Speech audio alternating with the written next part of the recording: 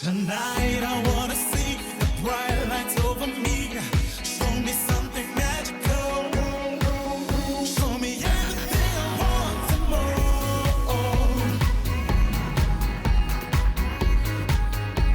The best of the good life. This weekend on Top Billing, DJ Lamiez gets the bike she dreamed of and shares how her parents helped her career. After dancing around the issue, colleagues Tumelo Mokoena and Bheki Masango declare their feelings for each other.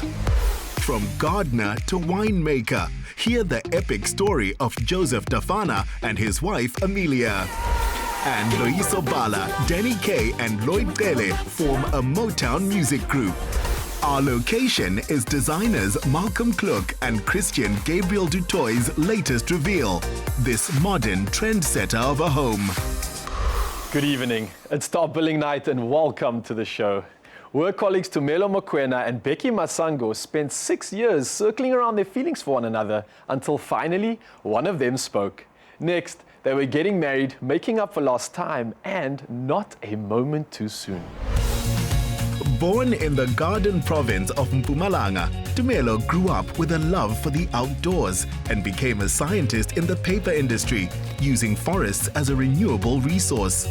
Her wedding reflected a feeling and passion for nature, even down to the season she chose. My theme is Royal Affair, and we actually chose May because of the autumn colors. We wanted the crimson reds, the orange. We just wanted everything to be nice and warm. That actually explains our love for each other. What the couple wanted was this royal regal kind of feel. So we went for dark, beautiful burgundies and pinks and black and just super dramatic. And we love using luxury flowers. So we flew in some beautiful peonies from France just to make sure it has that real Zavion pop. Some of my favorite elements are definitely the black curved tables. They are super moody and dramatic, and I love a long table, and it really makes those flowers just pop, that color pop. And obviously the naked light bulbs are hugely on trend at the moment. It creates this glow and it just ties it back in with that royal regal kind of theme, which I just adore. The cake had the kind of detail you'd expect to find on Royal Dalton China, and the beaded princess wedding gown was about to leave Bheki speechless. We actually met at work way back in 2011. He came for an interview and I was one of the people that were actually working there. And as he walked out, I just saw this tall man, very handsome. And I was like, ooh, this is the one. But then I just kept it to myself. Over the years, we worked together. We actually got employed in the same section. She gave me a run around all those years until finally, after so many years of asking her out, she finally said yes. And we started dating, and yeah, today we're gonna get married.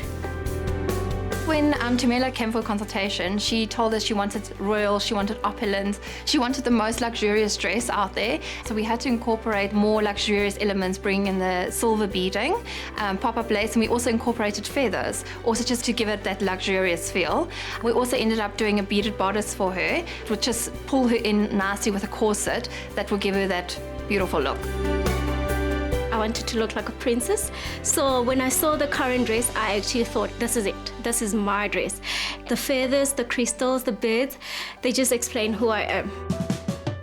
This was part 2 of the celebrations after the traditional ceremony welcomed the Pedi bride into the groom's Ndebele clan. Bheki's mother, Mrs. Onika Chauke, has witnessed how her son has grown through this relationship. The great quality about Tumelo that I like the most is her personality. She has this undying nature of doing what's right and what's good. I know I'm a different man than I was before I had her in my life. And I think it's a quality that I needed in me that actually she fills in so perfectly and fits into my life. There's just something about him that I love. He's a very smart person, he's very funny and very humble. I can't wait to spend the rest of my life with him. Best advice that I would like to give to him is actually for him to treasure her, because she brings out a side of him that I never knew. He's evolving and I can see that it's her rubbing off on him. As a chemical engineer, the groom found himself overcome with emotions, which no amount of science can fully account for. Her walk down the aisle was more than I expected. It was mind-blowing. I was actually fighting tears back. So thank God I didn't cry. Most of the tears came from her, which is still makes me look like a guy. Yeah, well, I cried. I promised that I was not going to cry, but I ended up crying. It was just a priceless moment, I must say. It was too perfect. Gone are the days where anybody shows up at your wedding. I think the people that were here today are the people that they both love and people that are close to them. Lots of family around. Very intimate though, very small and unique, and I loved the intimacy. The dress of our bride, I like the beads. She's beautiful, oh my goodness. I don't know what to say, everything is beautiful today. Let God be the foundation and the rock of your marriage, everything would go well. That's the only message I have for them. And have lots of fun. Marriage is fun. Keep it spontaneous, keep it cool, keep it casual. You know, you'd enjoy it. Celebrations doubled when Tumelo's uncle, Ray Malibe, proposed to Tracy Lee Sears.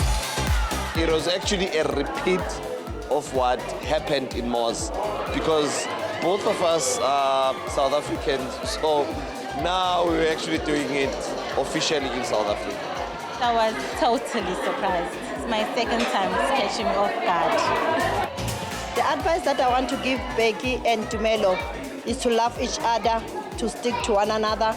Another advice is that they must communicate and they must trust in God. Always when they face challenges, they must pray. God will help them and see them through. My advice to both of them, trust each other and love each other. That's the base.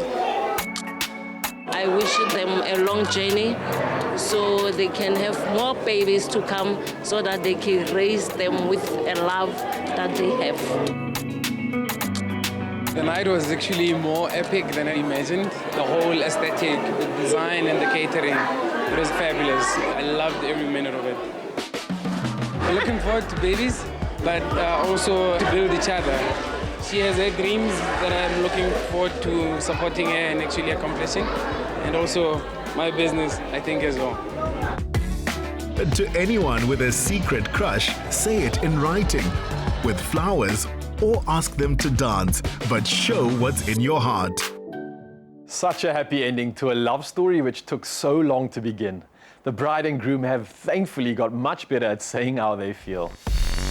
Coming up, DJ Lamiez tells us why she thought the game was up on her dream of presenting SA's biggest music show.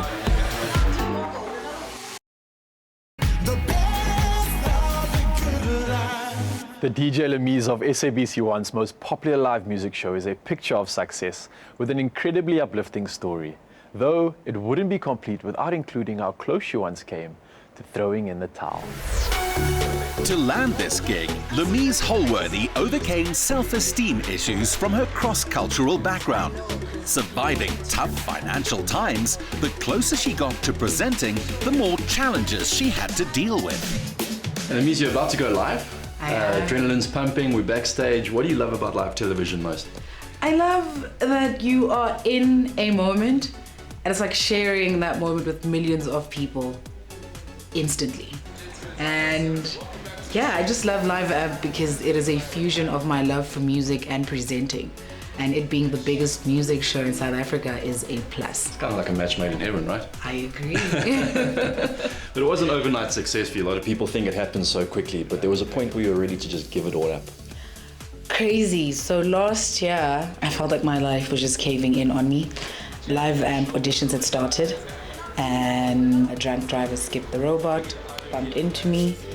I got a courtesy car.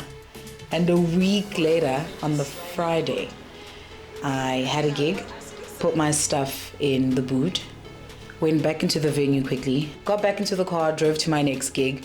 And when I got there, my DJ bag wasn't in the boot. No ways. So this had my MacBook, my headphones, all my music, my backups, like everything. And I remember thinking, forget about Live Amp. you are clearly going through this really dark phase and bad luck is on your side right now. And when I got the call to come in, being told that I was chosen amongst the hundreds of people that had auditioned for the show was unbelievable. If the new ride seems to have come quickly, Lamiez points out she started DJing at the age of 17. Although her mom was retrenched, she chose to buy her daughter DJ equipment before electricity. Such was her faith in her daughter's talent. The tattooed lady, we need to add biker lady to that now as well. Definitely. That is probably one of my most favorite accolades. It's new and it excites me. I started riding officially last year, and it's crazy because I've always wanted a bike. So last year I finally got myself a Harley. And I think why it took me so long is because my parents were against it. As are all parents. Yeah, so my parents were against it. It took a lot of convincing, years of convincing. And they finally gave in, provided I got a cruiser and not a super bike. Well, the cruiser definitely suits you. We were behind the scenes of an awesome photo shoot you did recently. You don't mess around when you do stuff, eh? You're going to close the whole airport down for your photo shoot. I do. It was so exciting. That was so exciting. So we recently shot images with House of Ole, and the reason behind the shoot is because I am starting my own biker clothing line. Amazing. And we're also going to use some of the shots for the cover of my single, because I'll be releasing music this year, and I'm just so excited. You joined Live Amp about a year ago, and it's just blown up since then. It's crazy how a brand like that just makes you explode. What does your average week look like? In between my crazy schedule, making time for my family is extremely important because I come from a very close family. And also just my nephews. My nephews ground me because the entertainment industry can get a lot. So just having my 6-year-old nephew and my 6-month-old nephew around, so I try and squeeze in a play date at least once a week. Weekends are obviously crazy. It's a lot of traveling because I gig all over. I recently did Australia, and as exciting as that was just a few days after I had laid my dad to rest because I just lost my father a few weeks ago. And I think for me, just having parents as supportive as I do makes everything so easy. And if there's one thing that my dad taught me is rather tired than broke any day. So do you think your dad would have been happy about the biking or maybe a bit worried? I can safely say that my dad left, or he died, very proud of me. Yes. And he was comfortable with my riding. He was extremely proud of my career. And yeah, I find comfort in knowing that I have an angel that's with me. Amazing. All the time. Absolutely. So yeah, my dad would have definitely been proud. Cool. Lamiez is proud to call Pretoria her hood, and her mom, Imelda Kluk, still lives here. As the aroma of Indian biryani suggested, we'd arrived at just the right time. So this is where you grew up? Yeah, 19 years ago, so most of my life. So you guys got to see my mom, and she's probably the most amazing woman that I know, the strongest woman that I know, and just so supportive. When I wanted to start DJing, because I've always loved music, and I was very different growing up. So my mom bought me a radio, so I had my own radio in my bedroom, and I'd listen to DJ Fresh, the late Gabriel, and I'd listen to mixes. And 2010, just after high school, life happened. So I wasn't able to further my studies because I was supposed to go to New York to study the arts. And after sitting at home for like a month, my mom could see how frustrated I was. She sat me down and she suggested that I learn how to DJ. And this was really just supposed to be a hobby to keep me busy until I was able to go back to school the following year. It turns out I was actually very good at it. So my mom then decided to manage me. And I think that for me was my biggest blessing, just having parents that were so supportive of my dream and what I loved. That's really awesome to hear, because most parents would encourage a safe route like being a doctor or an accountant, but you encourage the music. Well, it depends entirely on your child. You look at what their capabilities are. And I had a husband that taught me to be my children's friend and not just a mom, because I'm a very strict mom.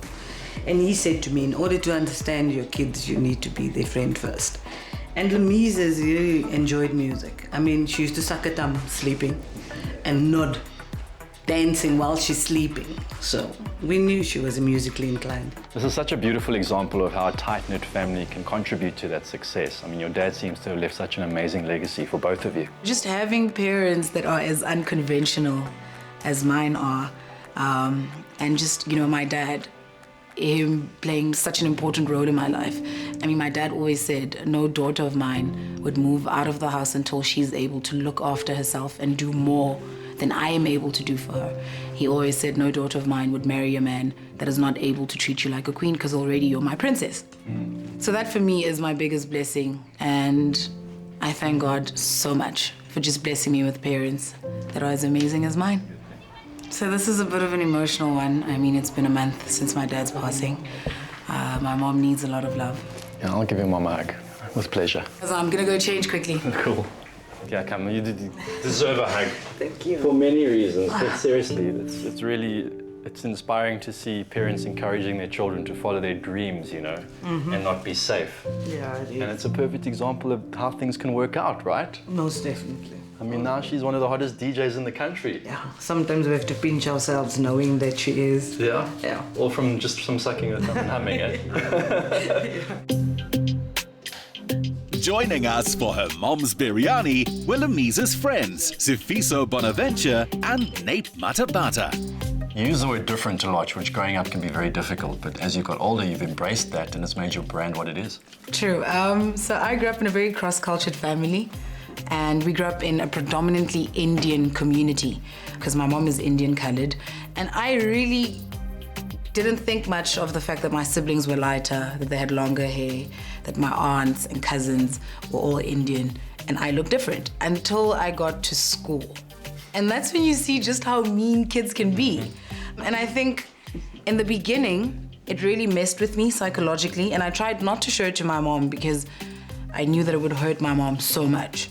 So I just kept it in, and it messed with me. Growing up, I didn't understand why she forced how powerful I was and how special I was, and that being different was okay. And now I see it. I think, being an adult, my mom probably understood just how mean the world could be. Such an important lesson for everyone out there to just embrace being different. So if you make peace with being different, that is you taking your power, because then no one can use it against you. You all must be so proud of her. Yes, we are. I mean, everyone has their own strengths and weaknesses, so we find that embracing your child's strengths always helps. And with Lamiez, we knew music was in her blood. You can see actually from when she performs on stage, she's not just a DJ. There's a disc jockey who's just gonna be there with her headphones and all, but then with her, on the other hand, she's always all over the show, you know what I mean? She's dancing and she's entertaining the entire crowd all the time.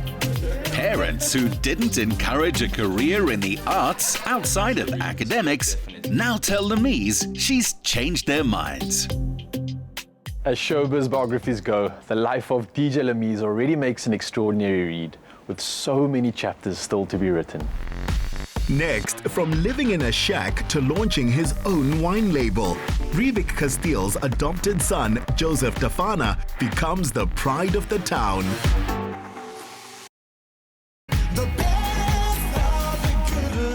The winelands town of Riebeek Casteel is rich with characters and creatives. But even among this fascinating cast, one man stands out. Joseph Dhafana's journey from gardener to barman, waiter, sommelier, and now aspiring winemaker is the stuff that epic films are made of. The Swartland wine and olive growing town of Riebeek Casteel was another world away from the hardships Joseph and his wife left behind them 10 years ago. Granted asylum in South Africa, they made it count. You held one of your first managerial positions at this hotel, and I'd imagine it brings back quite a few memories for you. Indeed. I mean, this is the place where I got to have my very first job as a manager / sommelier. I got to be trusted to list wines, source wines, do food and wine pairing. So it really, really brings back memories. His wife, Amelia Chakamba Dhafana, found a job as a receptionist. And after a while working in the Royal Hotel bar, Joseph discovered his interest in winemaking. Amelia, you must be so proud of what Joseph has achieved and also the role Riebeek Casteel has played in your guys' lives. Yes, I met Joseph 15 years ago in Zimbabwe. So looking at where he's coming from, he started as a gardener and then a dishwasher. and now he's one of the best sommeliers in South Africa. I'm super, super proud of him. Well, Joseph, as one of the best wine sommeliers in the country, I would love to taste what you've created. What do you have for us? So we're going to have to try this Melo here, which I brought. His expertise on the topic inspired his quest to make wine. And through friendships with growers, he sourced grapes and established his own wine and gin label, Mosi. These grapes came from Wellington. It's a warmer climate in terms of wine growing region in South Africa, whereby Melo can actually reach optimum ripeness, which you need when you're making Melo. And the wine is spent about 15 months in a French oak barrel. That's really good. Definitely not as spicy as I anticipated, but it's got a nice, smooth, warm body to it still. That's really lovely. That's very correct. It's got such a great oak integration. Really, really good. Oh, that's definitely going to be a favorite of mine. Winemaker Eben Sadi has been a mentor to Joseph as he launched his label Mosi Ayatunya. The name is a reference to Victoria Falls, the smoke that thunders. Eben, Joseph is really lucky to have a leading man in the wine industry as his mentor, but what about him stood out for you? From the outset, it's his interest. He's very inquisitive. He didn't just want to do a job, he really wanted to know what was up with the wines, and he didn't come from a background of wine, which I think is a positive because he had a clean slate. You know, he had no historic or preconceived ideas of what wine could be and not can be. And he's free, and he's still free today. You know, it's wonderful to have somebody like him to have actually lived for that dispensation of time here in the Swartland. He knows all of our wines, but he went on beyond that to get specialized and to get very, very informed about South African wines. And I think that's indicative of a good sommelier, is a person that's not happy until he knows everything about wine. Oh, this looks delicious. Joseph, what do we have here? So this is beef fillet with a bedding of aligot mesh. So we're going to complement that with Transport, which is 100% Tinta Barocca. It's quite a nice and refreshing wine. Really good enough to work very well with the fillet and also doesn't overpower the red wine jus. Amelia, being married to a sommelier must come with some benefits. Yes, for sure. Having a husband who cooks and pairs the food with a very good bottle of wine, what more does a woman ask for? Well, it looks like you guys have a lot to catch up on, and I'm going to head off inside and find out why this hotel is actually named a national monument. But thank you so much for the incredible lunch. That was superb. Famed for having the longest stoop south of the Limpopo, the Royal Hotel is reputed to be the oldest licensed hotel in the Western Cape. It's the pride of co-owner Carminda Brendel. The decor and aesthetic style immediately caught my eye when I walked in here.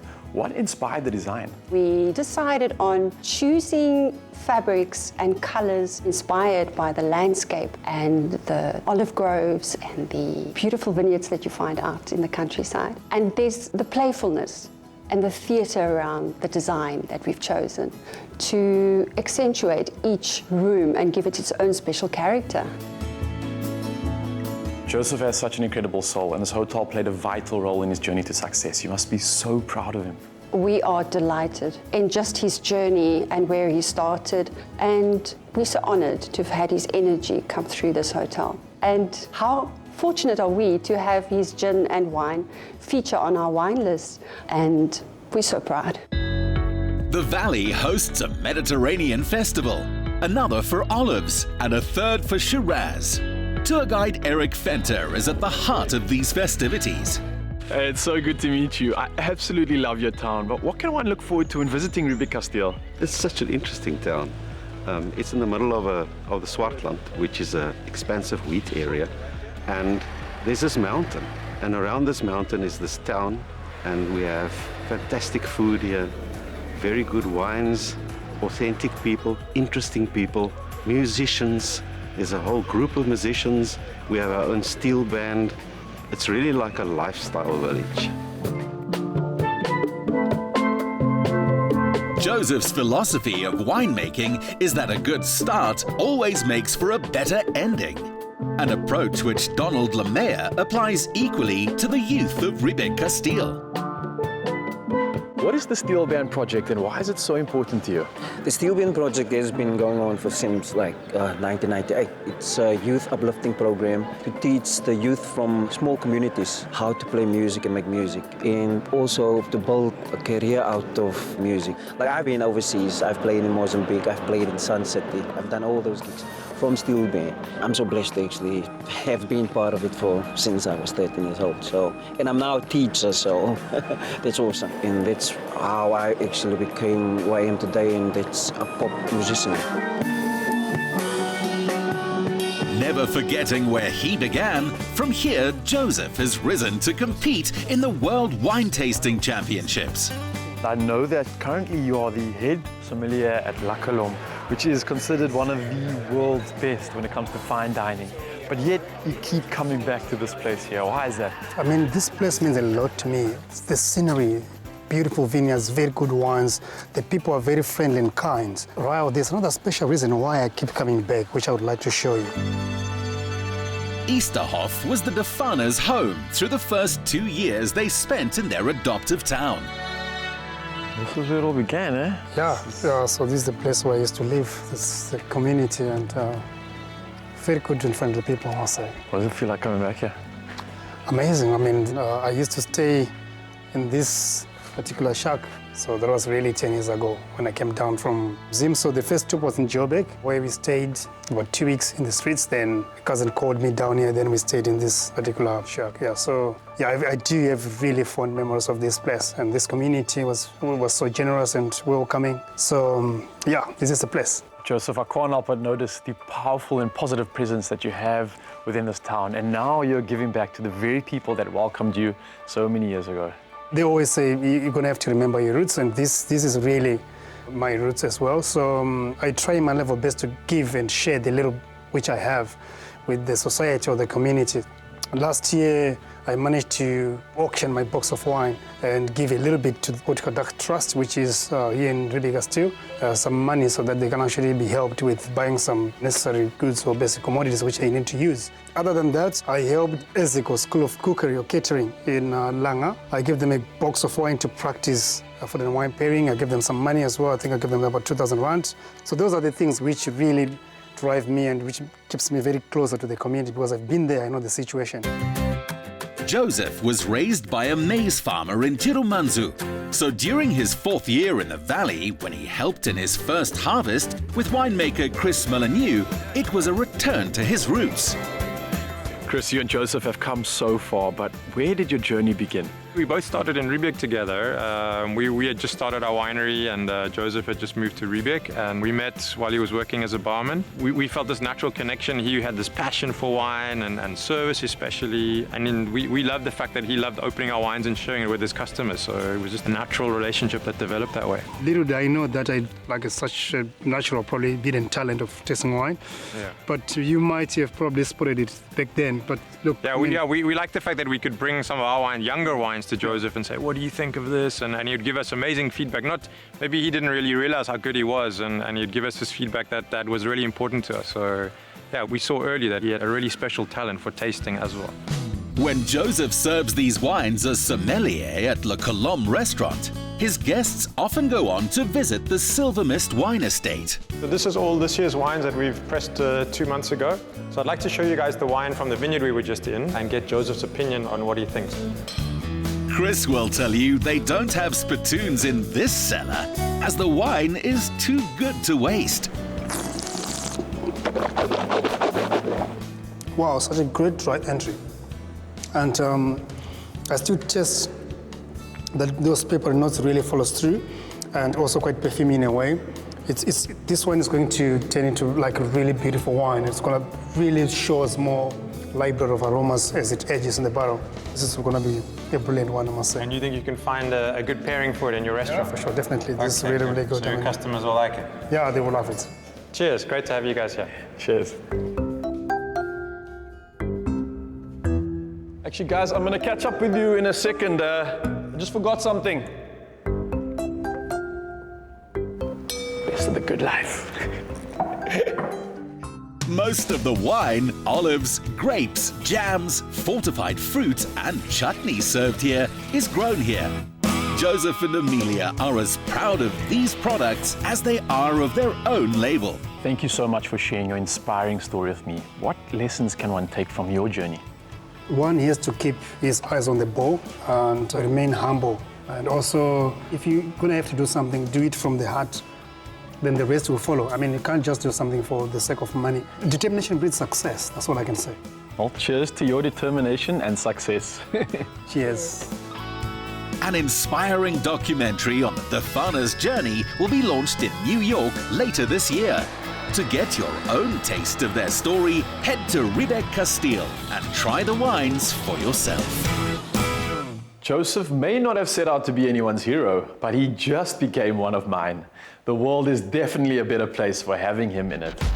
Next up, Malcolm Kluk and Christian Gabriel du Toit adopt a radical concrete design to suit this difficult property.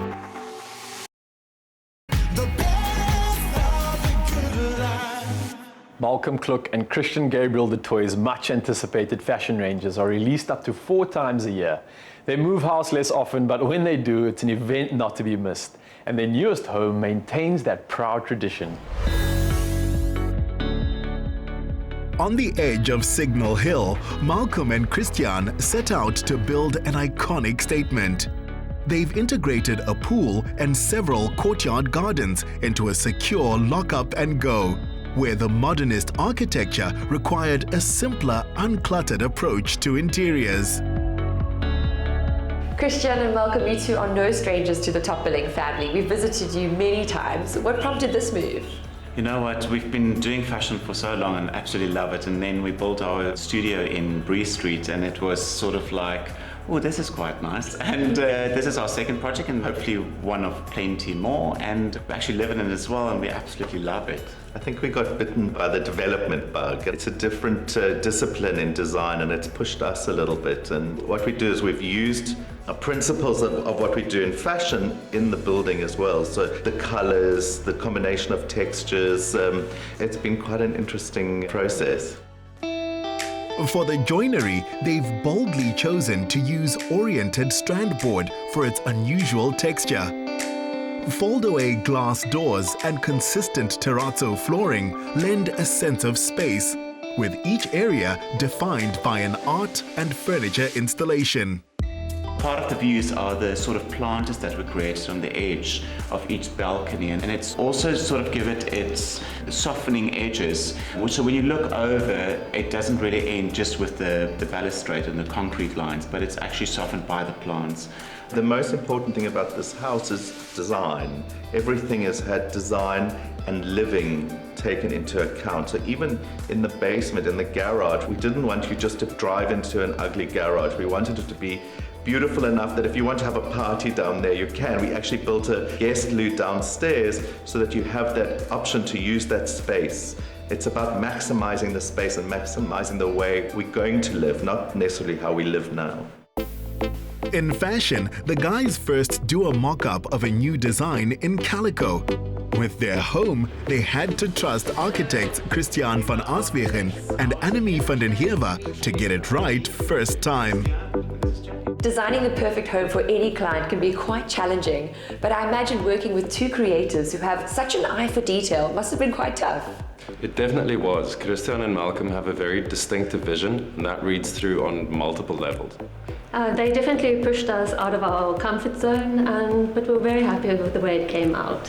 What was the initial brief? Well, we started out just having a site, having to figure out what to do.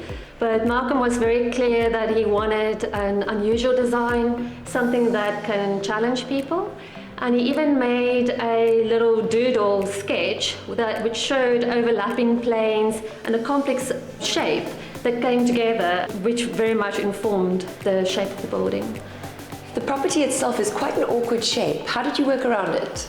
Because the property is shaped like a trapezoid, which tapers very sharply towards the street, what we had to do to unlock the design was to create a structural grid that runs parallel and at 90 degrees to the longest neighboring property.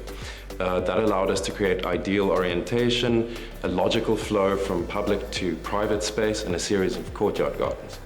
Speaking of which, I really love the greenery that you've added. Was this important to you? Yeah, you know, there's a lot of very structural elements here and quite hard lines, and we wanted to soften it. The green is always important to us, but we also wanted to sense the mountain where the property is, between the view and the mountain, what was coming down into the property, so it kind of blended together. This waffle ceiling is something you don't see very often. Because of the way that you approach the house, you come at a lower angle.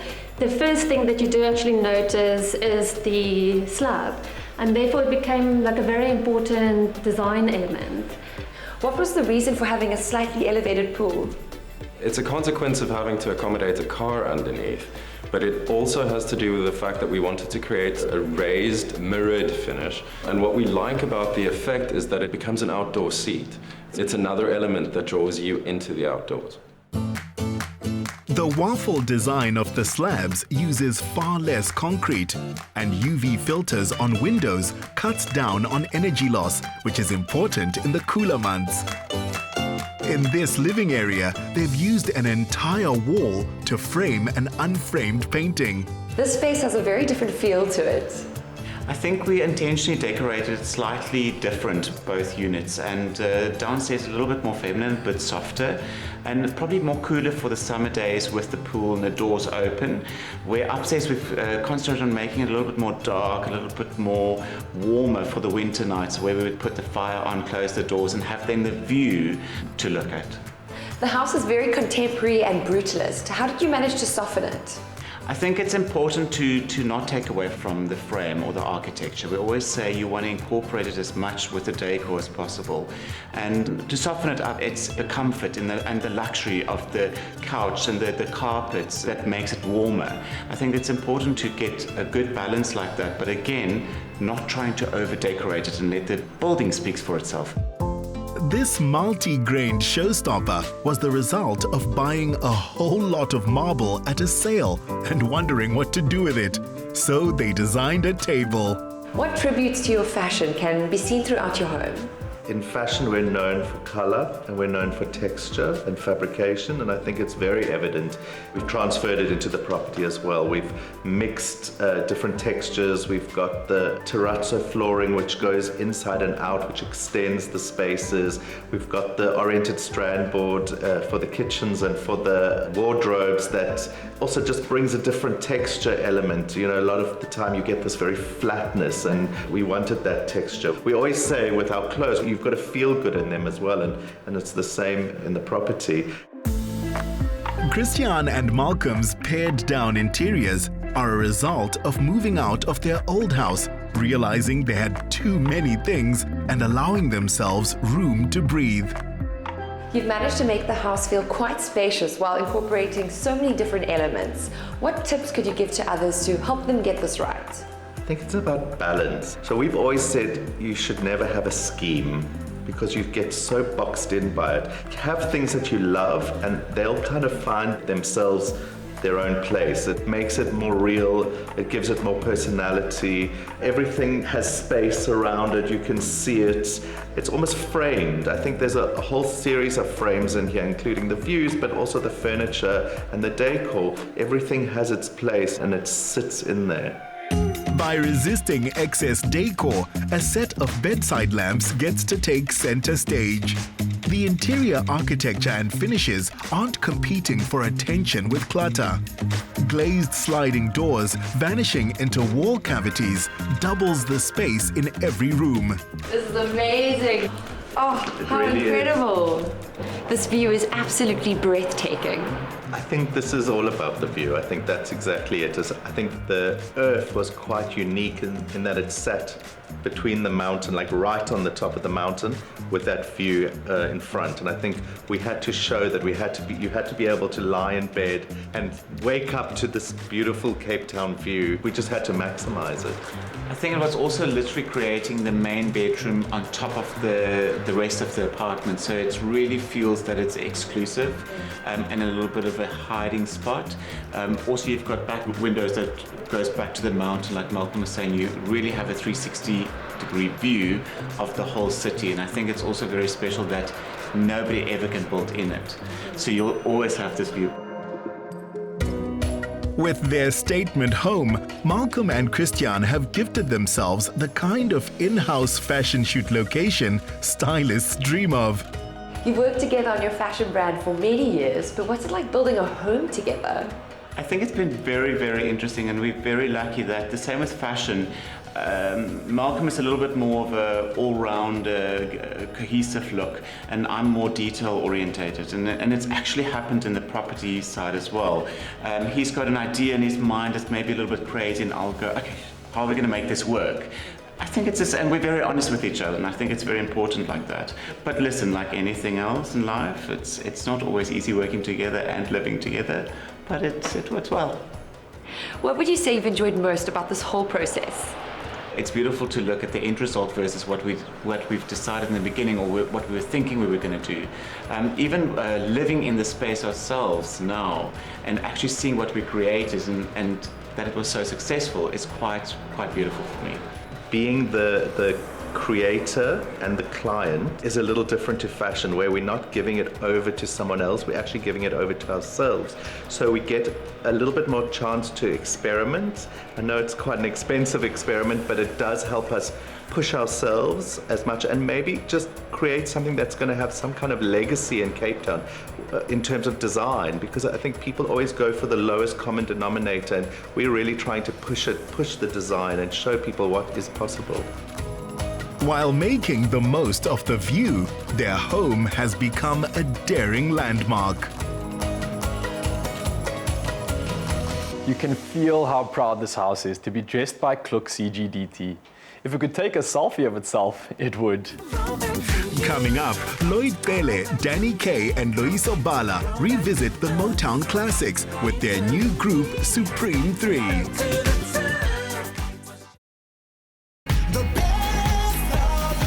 When it comes to the music of Motown, two's company, but three is perfect harmony. Loyiso Bala, Danny Kaye and Lloyd Cele recently pooled their awesome talents into a collective they've called Supreme 3, transporting us back to the glory days of soul.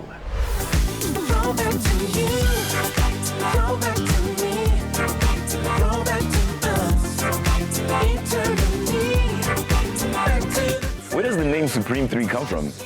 You know, I think in my mind it was kind of influenced by Diana Ross, the Supremes, those great Motown titles and names of, you know, yesteryear, and we wanted to come out with something that I think epitomized a bit of that.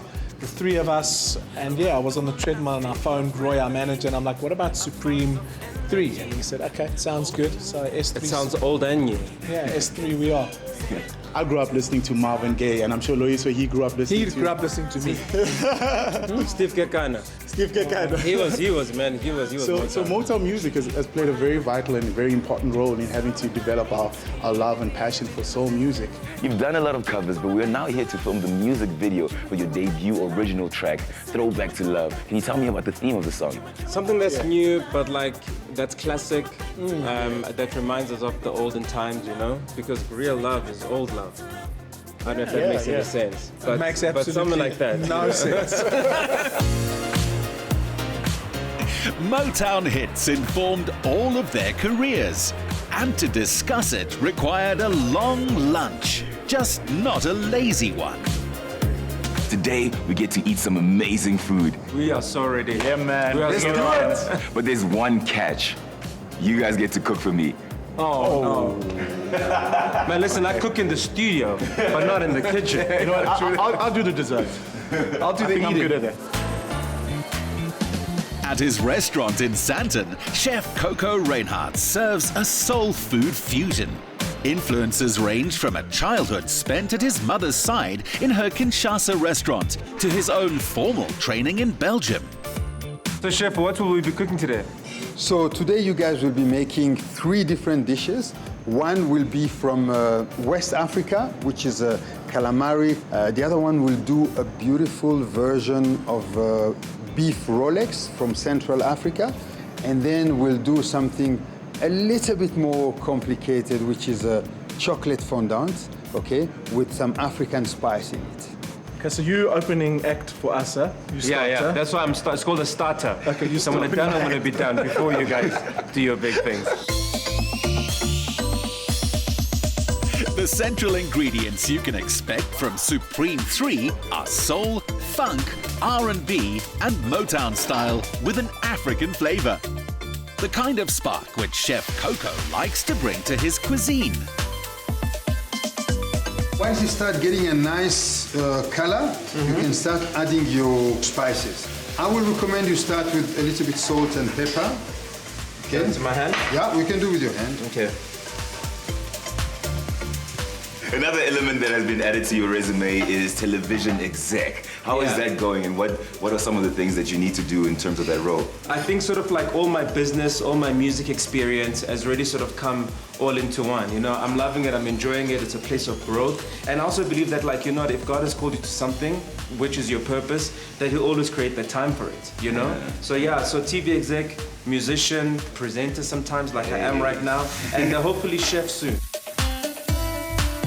Loyiso sees himself as the musical bridge between his bandmates and the best cook. Voila, that's my creation. That looks beautiful. I don't know how the other guys are gonna beat this, so I'm gonna go out and I'm gonna call Danny, put this on him, and he can try and beat it. Now the amateurs are out the way. Can we get to work, fellas? Please, show us what you can do. Danny Kaye was raised on a diet of Stevie Wonder and Diana Ross and the Supremes. Time in the kitchen, not so much. I really like the fact that you start with the onion, because this is what's going to give most of the taste to this dish. The onion, the carrot will sweeten the dish a little bit. I love watching cooking programs. I'm actually obsessed with it. Is it? And I'm not really a good cook myself, but I think it's the creative side that, you know, I think all creative people acknowledge that cooking is creativity, right? Exactly. And it's an expression of your love and your passion, and it all manifests itself in preparing food for people. How does it feel being Danny Kaye? When I was given these two guys, my world just erupted, you know, and exploded with so many great feelings I never thought I was ever going to have. Loved in a way I've never thought I was going to be able to. And they just make my day, man, make me laugh. All day I'm laughing with them, say the cutest things. And I think it's something Loyiso and Lloyd and all of us have in common. You know, we're very passionate, involved dads, we love our kids, but, you know, we make time for family and work. With growing boys to feed, these hearty beef wraps are sure to be a winner in Danny's household. Someone with little time for cooking is Lloyd. Last year, he took the lead role in the life and music of Marvin Gaye, fueling his interest in the Supreme 3 project. You've got quite good technique. I'm not surprised, because I've seen you do this a couple times on TV. Man, I'm really good at this. I think I'm gonna take it home. Yeah. I think that's the key thing. You don't want to just do this for TV, but you want to be able to be that guy to go home and try it out. So baby, I'm coming. Family is the most important thing for me in my life. I wouldn't be where I am today if it wasn't for my family. And I try to be the best dad that I can possibly be to my kids, and be the best husband I can possibly be to my wife. And I'm really grateful to have 3 amazing kids. So I put some chili powder, but it's very hot, so be careful. But I like the idea of having the chocolate fondant that you add a little kick. Just a little kick. Chili. That was an African lick, bruh. Yes. Lloyd's fondant was as good as Marvin Gaye's Mercy, Mercy Me. The contest was hotly contested. Supreme 3 is about Motown African flair. How do you represent this in your food? Well, I did the starter, and mine was West African. Just by the way, my wife is West African, so it was like a good sort of mix. And I guess, like, you know, like what that means, being the starter, that's what I kind of am in the group. I start things off, and also my tone is always like slightly lighter than the other guys, but they like bring like the deep soul into it. I love the fact that we were able to bring in our own style into our food. And like I had a bit of chilies into my meal, and also inkomazi as well, which is proudly South African. And I think that's what we do as well in terms of our music, even though we respect Motown music and what it stands for and what it represents, but we also bring in our individual South African style into Motown, which makes our Supreme 3 really, really supreme and amazing and unique. Okay, so I'm not just saying this, because you're sitting next to me, but probably one of the best, at least top 3 chocolate fondants I've ever had in my life. For real, bro. Thanks, bro. You smashed it. Thank you. Smashed it.